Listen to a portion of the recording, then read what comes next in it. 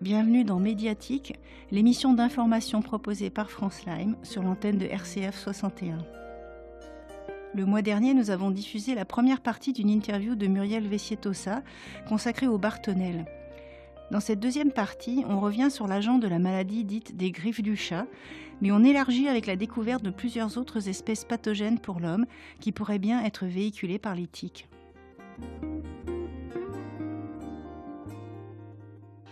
Donc, on va faire un petit retour en arrière. Bartonella enselae, c'est l'agent de la maladie de la griffe du chat. Et encore aujourd'hui, dans les cours de médecine, on enseigne que cette maladie est transmise à l'homme par la greffure d'un chat, qui aurait des bactéries donc sur les griffes, les bactéries qui seraient présentes à cause des déjections des puces, qui salissent son pelage. Et donc, c'est le schéma qui est admis communément. Et vos travaux ont montré que l'homme pouvait être contaminé par la piqûre d'une tique. Donc, est-ce qu'on peut dire que les gens qui n'ont pas de chat, qui n'ont jamais été griffés par un chat, peuvent avoir la maladie de la griffe du chat ? Alors, ils peuvent être infectés par Bartonella, et en particulier Bartonella enselae, mais ils ne vont pas développer ce qu'on appelle la maladie des griffes du chat, avec des symptômes très spécifiques pour le coup, pour la maladie des griffes du chat. En fait, ils vont être infectés par la même bactérie, mais développer d'autres symptômes. Un peu comme ce qu'on a vu pour la maladie de Carion ou la fièvre d'Oroya et la verruga peruana, qui étaient des symptômes différents en fait d'une même maladie. En fait, ça se passe la même chose. Les symptômes ne sont pas les mêmes. Alors justement, on va en venir à une deuxième étude qui pointe justement ce problème-là. Juste avant, parler un petit peu aussi des réservoirs de la bactérie, puisque là, on vient de découvrir quand même un nouveau vecteur possible pour cette bactérie. Alors, est-ce qu'on peut aussi imaginer que au niveau du réservoir, le réservoir, c'est le chat, ça peut être un petit peu plus compliqué que ça aussi ? Alors, les réservoirs de Bartonella enselae, ce sont les félidés sauvages de manière générale, donc sauvages ou domestiques, les félidés de manière générale.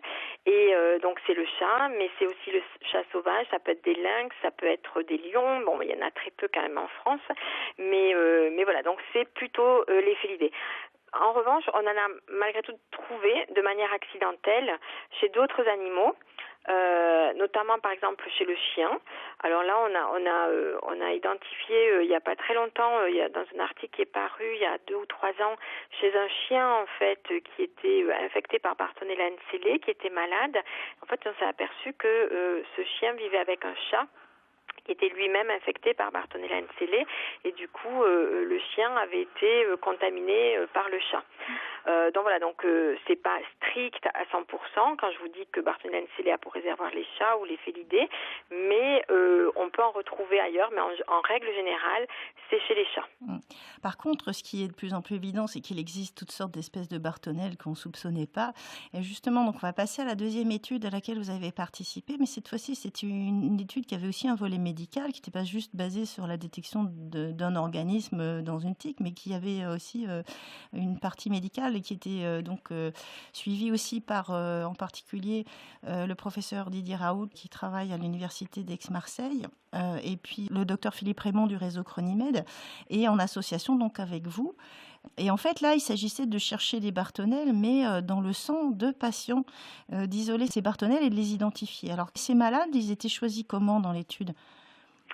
Alors en fait, la genèse, avant de vous répondre directement à cette question, en fait, on a monté cette étude parce que donc on avait montré dans notre laboratoire un système complètement contrôlé, artificiel finalement, que la tique, elle pouvait transmettre ces Bartonella. Mais il y avait toujours des sceptiques pour dire que peut-être que d'accord, on l'avait montré en laboratoire, mais que peut-être que dans un milieu naturel ça se passait pas comme ça, et que en fait il y avait pas forcément de malades qui étaient atteints de Bartonella après piqûre de tique. Donc en fait, ce qu'on a fait, c'est qu'on a pris des patients qui avaient été donc piqués par des tiques en fait depuis un certain nombre de temps, qui présentaient depuis plusieurs années des symptômes. Alors ces symptômes étaient en général des symptômes chroniques et assez peu spécifiques, et qui étaient séronégatifs pour la maladie de Lyme. Donc, en fait, l'idée, c'était de prendre des personnes pour lesquelles on pensait qu'elles n'étaient pas infectées par Borrelia et qu'elles pouvaient être infectées par d'autres choses, et en particulier par des Bartonella. Et puis, donc, on a pris ce groupe-là, et puis on a pris un autre groupe qui était, et sachant que ces patients, en fait, ont été recrutés sur toute la France. Et on a pris un autre groupe qui était des donneurs de sang anonymes, mais qui étaient par définition en bonne santé, puisque lorsqu'on on donne son sang, il y a tout un questionnaire et en général on donne son sang si on est en bonne santé. Voilà, et on a utilisé ces donneurs comme des témoins négatifs de l'étude. Et vous avez cherché des Bartonella donc dans le sang de ces deux groupes de personnes. Voilà. Et donc tout simplement, en fait, comment ça se passe, rechercher des Bartonella? En fait, si j'ai bien compris, vous avez vraiment cherché les bactéries elles-mêmes, vous n'avez pas simplement fait une PCR, vous avez isolé ces bactéries. Alors pourquoi chercher les bactéries et pas simplement faire une PCR? Alors en fait, il y a beaucoup d'études dans la littérature qui montrent, qui décrivent des Bartonella, et en particulier Bartonella ncellé et de l'ADN de Bartonella ncellé, dans différents types de patients, piqués par des tiques ou pas, voilà. Mais beaucoup critiquent en fait ces études en disant que cela ne démontre que la présence de l'ADN, c'est pas une démonstration que les bactéries sont vivantes, et ce n'est pas une démonstration que les bactéries sont à l'origine de la maladie qui est constatée. Donc d'emblée, on a pris cette option en fait de ne pas rechercher l'ADN, mais d'aller tout de suite essayer de cultiver les bactéries à partir du sang de ces personnes. Alors, donc comment on fait? On a le sang, comment on fait pour faire pousser des bactéries comme ça à partir du sang?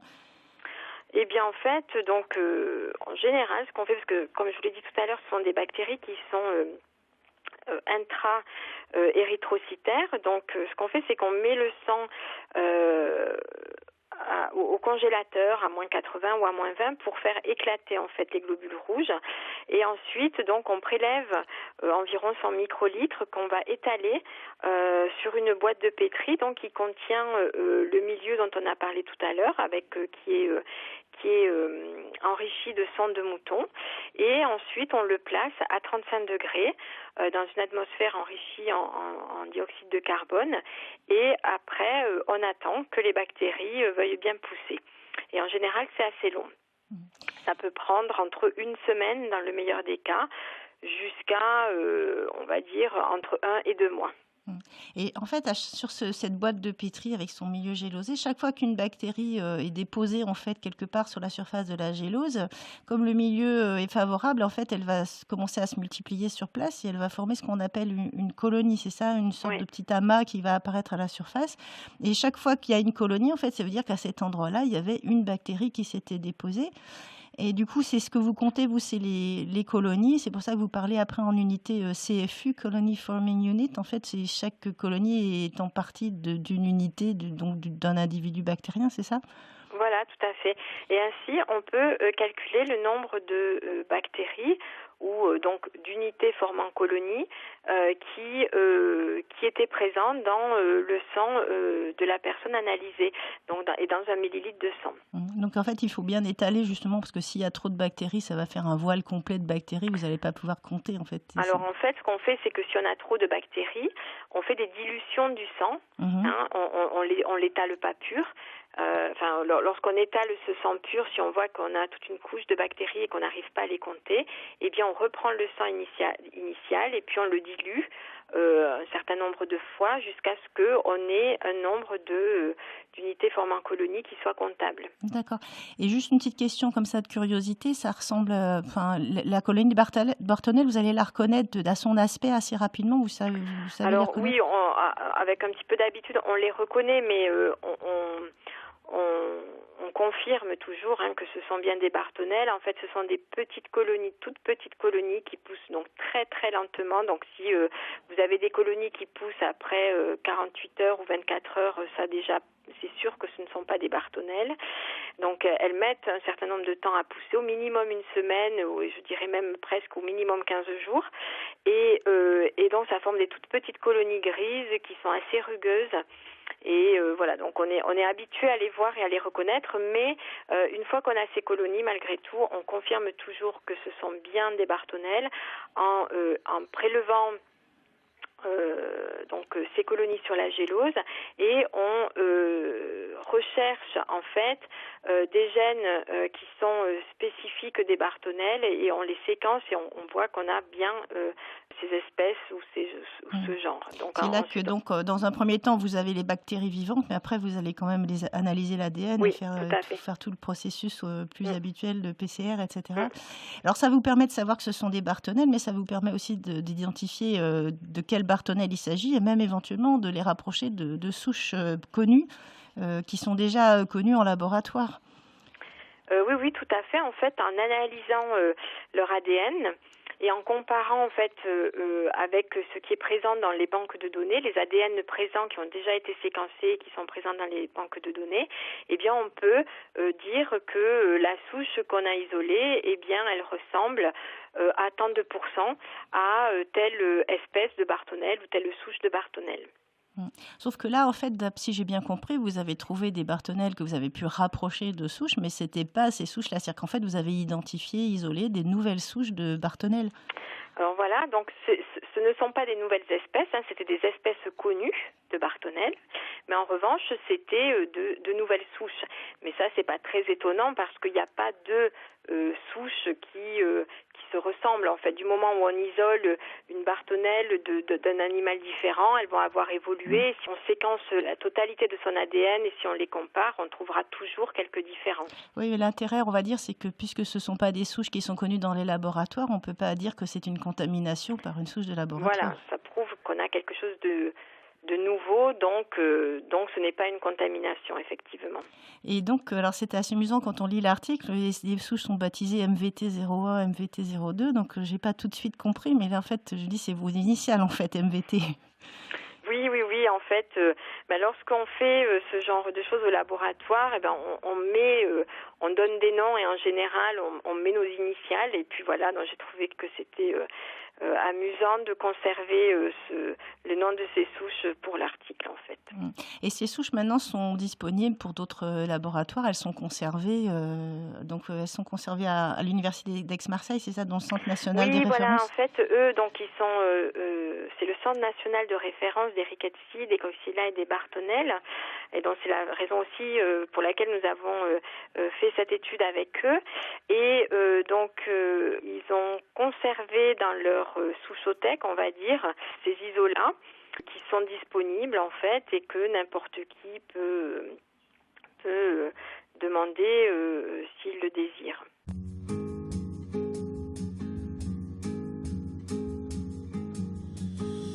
Un pas, une pierre, un chemin qui chemine, un reste de racines, c'est un peu solitaire, c'est un éclat de verre, c'est la vie, le soleil, c'est la mort, le sommeil, c'est un piège entrouvert, un arbre millénaire, un nœud dans le bois, c'est un chien qui aboie, c'est un oiseau dans l'air, c'est un tronc qui pourrit, c'est la neige qui fond, le mystère profond, la promesse de vie, c'est le souffle du vent au sommet des collines, c'est une vieille ruine, le vide, le néant, c'est la pie qui chacasse, c'est l'averse qui verse, des torrents d'allégresse, ce sont les eaux de Mars, c'est le pied qui avance, à pas sûr, à pas lent, c'est la main qui se tend, c'est la pierre qu'on lance, c'est un trou dans la terre, un chemin qui chemine, un reste de racines, c'est un peu solitaire, c'est un oiseau dans l'air, un oiseau qui se pose, le jardin qu'on arrose,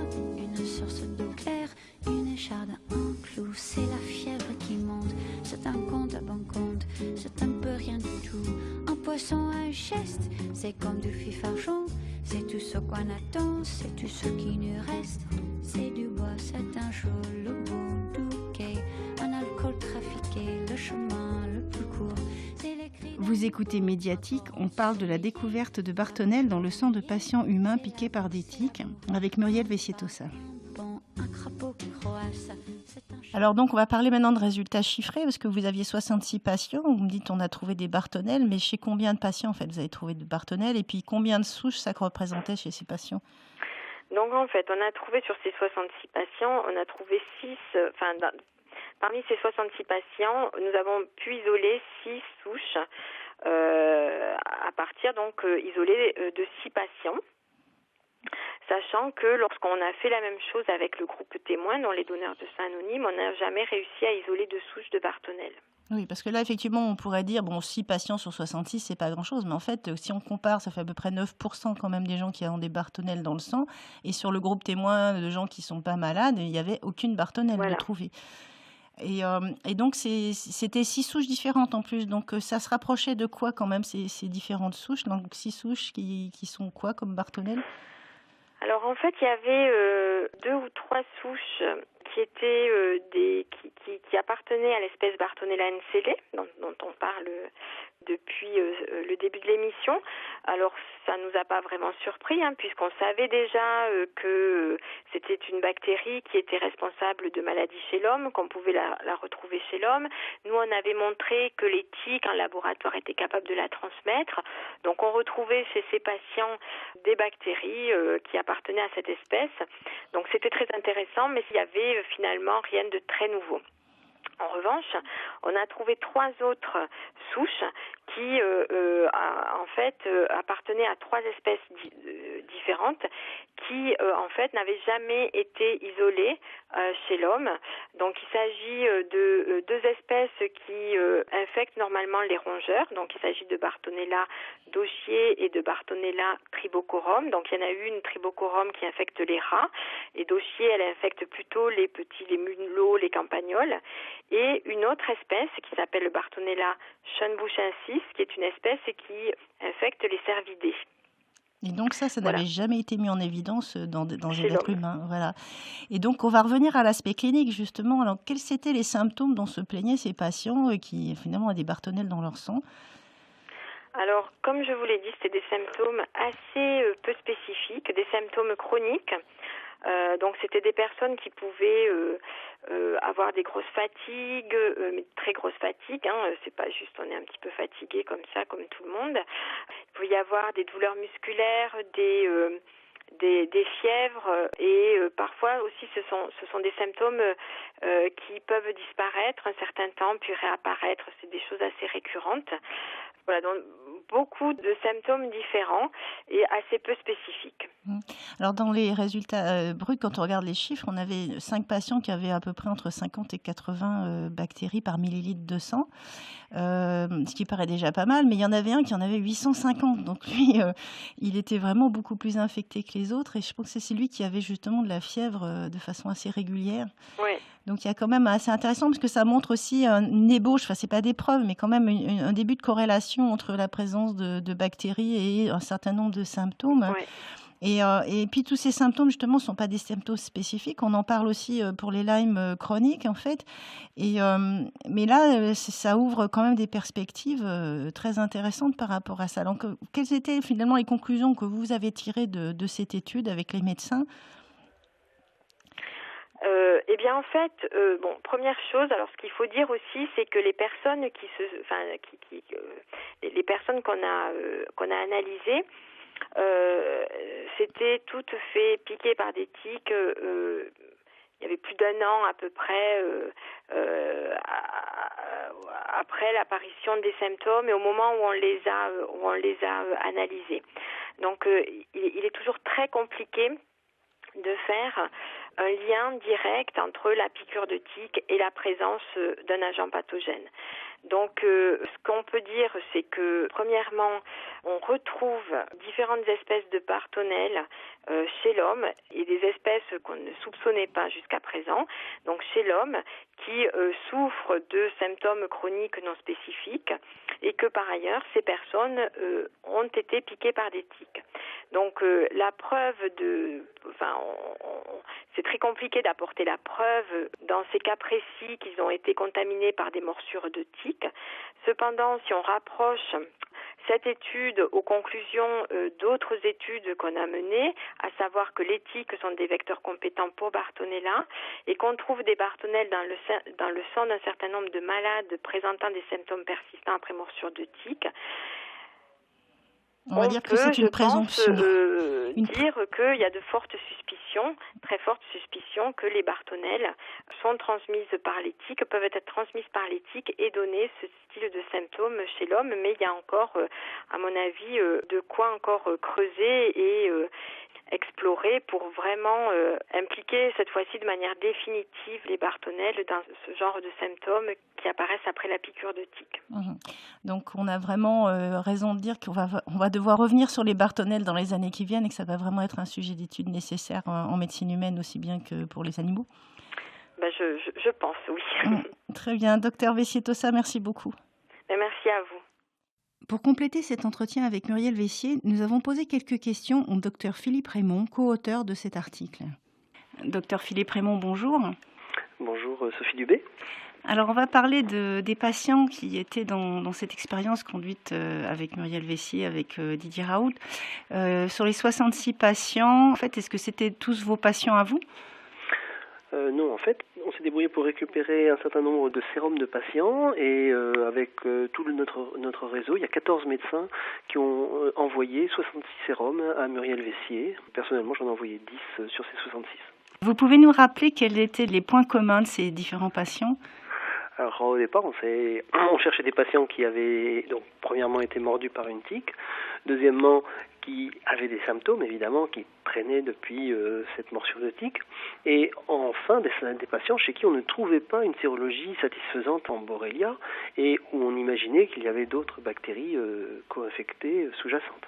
Et avec le recul, finalement, vous avez trouvé donc des bartonelles chez certains de ces patients et pas chez les autres. Est-ce qu'il y avait quelque chose dans la symptomatologie de ces patients qui était particulier et qui permettent rétrospectivement de les distinguer, de distinguer des patients atteints de bartonellose de patients atteints d'une autre maladie à tique ? C'est une question délicate. En fait, on est en pleine, c'est une pathologie et une recherche qui est émergente. Au niveau clinique, je pense que les 14 médecins avaient eu du nez chez ces patients, puisque sur les 66 au départ, il y en a quand même plus de 30 qui avaient des PCR positives. Dans l'article, on parle uniquement de bactériémie sur 6 patients, mais on avait quand même la moitié de ces patients-là qui étaient positifs en PCR à Bartonelle. Donc là, il faut que je vous arrête quand même pour faire une parenthèse, parce que dans l'article, vous parlez de 6 patients, et là, vous venez de parler de plus de 30 patients. Alors, est-ce que vous pouvez nous expliquer cette différence et nous dire finalement quel était le pourcentage de malades infectés par Bartonella dans cette expérience? C'était 6 ou bien 30? Sur ces 66 patients, sur ces 66 sérums qu'on a envoyés, ce qu'on a pu trouver, c'est 50% de positivité en Bartonelle, en PCR à Bartonelle. C'était énorme. C'est pas dit dans l'article, puisque dans l'article, on parle uniquement des souches de Bartonelle qu'on a réussi à faire pousser. C'est très difficile de faire pousser des souches de Bartonelle, et il y en a que 6 qui ont poussé. Par contre, ce qui est énorme, c'est qu'on a quand même, sur ces patients-là, 50% de positifs en PCR à Bartonelle. Mais ça suffisait pas à convaincre les détracteurs de l'hypothèse Bartonelle. Non, ça suffisait pas. Il leur faut maintenant des bactériémies chroniques à Bartonelle, donc c'est ce qu'on a pu mettre en place. Et l'article au départ était conçu en parlant de ces 50% de positivité à PCR, et au fur et à mesure des sélections, parce que ça fait 1 an et demi que l'article qu'on a essayé de le faire publier, et à chaque fois il a fallu revoir le texte. Et pour le faire publier, il a fallu être plus précis, plus ciblé, et on a parlé uniquement de la bactériémie. Donc les 6 malades sur 66, c'est vraiment un minimum en fait de gens qui avaient une Bartonelle. C'est ceux chez qui on a pu prouver que la Bartonelle, on a pu identifier les souches de Bartonelle qui ont poussé en culture. Et avec des Bartonelles vivantes qui ont pu être isolées. Avec des Bartonelles vivantes, effectivement. Et ça c'est une première mondiale. Et ça fait taire les détracteurs qui peuvent nous dire « Ah oui, mais c'est peut-être de l'ADN mort de Bartonelle qui n'existe plus » ou je sais pas quoi. Donc à ce moment-là, on a vraiment de la Bartonelle vivante. Sauf que c'est que sur 6 prélèvements, parce que c'est très difficile à faire pousser. Donc on va revenir maintenant sur les symptômes de ces patients qui étaient atteints de bartonellose. Donc c'était des patients qui nous posaient problème, qui rechutaient, c'était plutôt la clinique en elle-même n'était pas différente, mais c'était des patients plus lourds, plus anciens, plus chroniques, je pense. Donc vous pouvez dire que vous avez quand même progressé dans le diagnostic des bartonelloses grâce à cette expérience. Maintenant, parmi vos patients, vous avez plus un peu plus d'arguments pour pister une bartonellose chez l'un de vos patients. En fait, déjà, on sait que c'est beaucoup plus fréquent que ce qu'on croyait. On sait que donc il faut y penser. On sait que si on demande des tests PCR, ils reviennent quand même dans certains cas positifs. Et après, au niveau clinique, on n'a pas d'éléments très précis pour nous faire dire que c'est une Bartonelle, puisque ces symptômes sont un peu similaires de ceux de la Borrelia. Par contre, quand ça traîne et que ça rechute, il faut savoir évoquer les Bartonelles, oui. Alors, ce qui intéresse beaucoup les gens qui sont concernés, c'est finalement, une fois qu'on a réussi à mettre une étiquette Bartonellos sur les symptômes qui perdurent, qu'est-ce qui change au niveau du traitement, dans la stratégie de traitement ? Alors oui, le problème avec cette maladie de Lyme et ses co-infections, c'est que un certain nombre des co-infections peuvent être sensibles aux mêmes antibiotiques que ceux qu'on donne pour la Borrelia, et ça pose pas trop de problèmes. Par contre, il y a d'autres co-infections, comme vous le savez, qui sont des protozoaires ou des candidats ou certaines bactéries qui vont demander des traitements différents. Et la Bartonelle, c'est un traitement un peu plus compliqué apparemment. Je dis apparemment puisque comme je vous l'ai dit, c'est émergent. Les Américains travaillent beaucoup sur ce sujet actuellement. Et les spécialistes américains et belges sur ce sujet s'accordent pour dire qu'il faut un traitement donc de 2 antibiotiques plus ciblés pendant une période prolongée quand même de 3 à 6 mois et on ne se débarrasse pas facilement de ces Bartonelles. Alors une question un petit peu plus personnelle par rapport à vos patients suite à cette expérience. Donc ces patients, parmi les 10 que vous aviez donc fournis, il y en avait qui ont eu une PCR, la PCR oui sûrement, mais même des Bartonelles isolées chez vos patients.